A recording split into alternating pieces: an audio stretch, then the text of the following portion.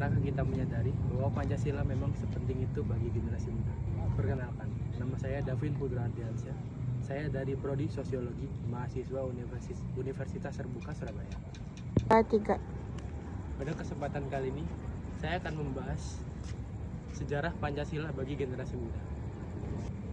Kalau kita melihat pada tahun 1945, kita sedang melihat bahwa para tokoh-tokoh bangsa sudah mulai memikirkan dasar negara yang akan digunakan untuk Indonesia.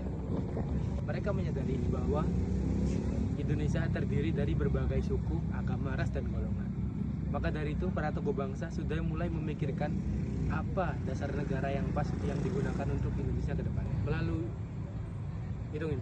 Udah 1, 2, 3. Melalui sidang PBOPK, beberapa tokoh bangsa seperti Insinyur Soekarno merumuskan dasar negara untuk Indonesia ke depannya.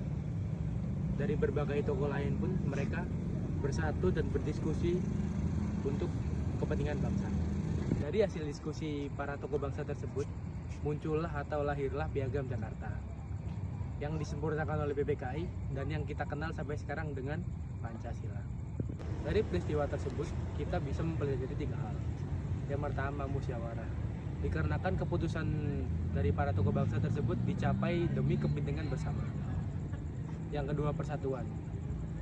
Pada hal ini, para tokoh bangsa bersatu untuk mencapai kepentingan bangsa dan mengesampingkan kepentingan pribadi mereka. Yang nomor 3, toleransi. Para tokoh bangsa membuat hal ini agar tetap menjaga keutuhan dan dapat diterima oleh rakyat Indonesia.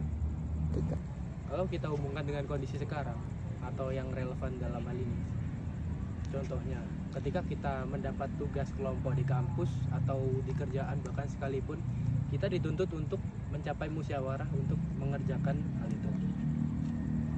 Dikarenakan jika tidak ada musyawarah, hal itu akan berantakan dikarenakan satu hal yang lain menginginkan ini, satu hal yang lain menginginkan ini. Selain itu, dalam kehidupan kita sehari-hari, kita mengenal berbagai orang dengan beragam suku, agama, ras, dan golongan. Disitulah kita dituntut sikap toleransi.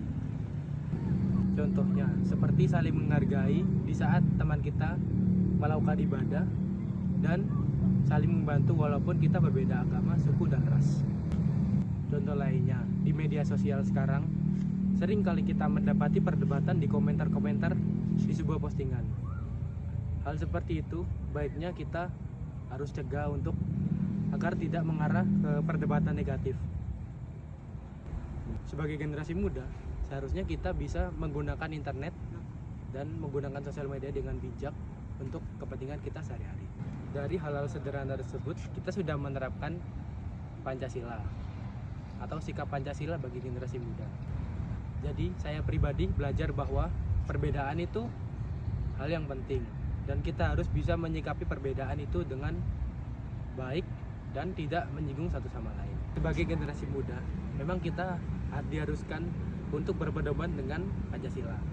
Contohnya, menghargai orang satu sama lain, saling toleransi, menjaga persatuan, dan juga melakukan musyawarah agar tidak terjadi perdebatan yang cukup panjang. Sekian dari saya, itu yang saya sampaikan pada video kali ini. Terima kasih. Wassalamualaikum warahmatullahi wabarakatuh.